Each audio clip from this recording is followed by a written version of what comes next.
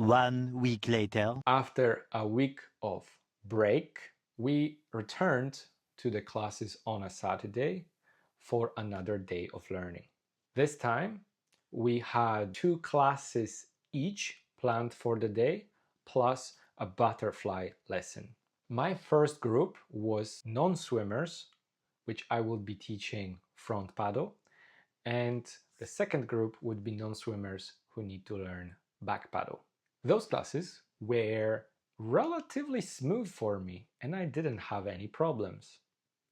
I felt confident and I knew what I was doing, despite the fact that I had a couple of very fearful children within my classes. And what I can tell you is that there is nothing else I can compare it to when you have a child who is absolutely petrified of water, even just getting in or putting their face in it.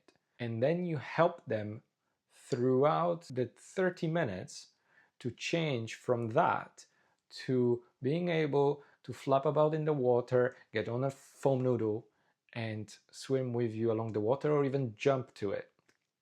This is something you cannot put a price on. It's extremely rewarding, and seeing the parents smile in gratitude is something I cannot explain.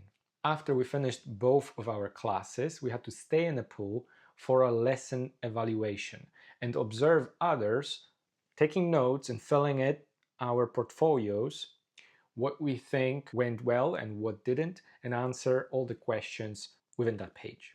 After everyone was finished, we gathered around in the swimming pool for a butterfly lesson.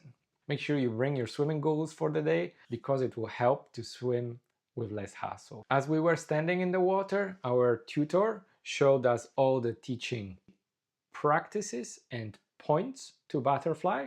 We then tried them all by breaking the stroke apart to kick and the arms, the breathing and the timing. And eventually we got a chance to teach it to each other. Some people were already quite confident in swimming butterfly, so they found it extremely easy, where others maybe not. I was somewhat in between. Butterfly is not something unfamiliar for me, but I was still needing some good information to improve it. The reason why we had to do it on each other is to experience what kind of effort goes into swimming butterfly.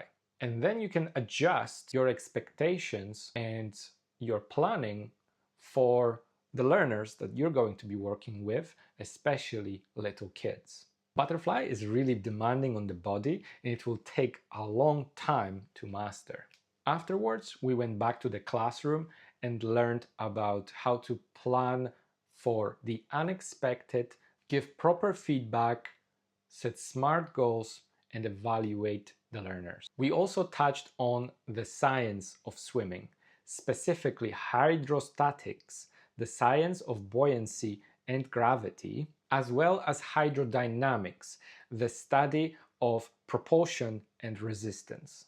At the end of the day on Saturday, day 4, we were prepared and told of what to expect on the final assessment day. What scores we should be getting in order to pass the final test, and what requirements we have to fill in order to pass the practical swimming teaching assessment. We would also have to check our portfolios for final revisions before we submit them for signing off. Once all that was done, we were free before the end of the day to come back home early and prepare mentally for the final day.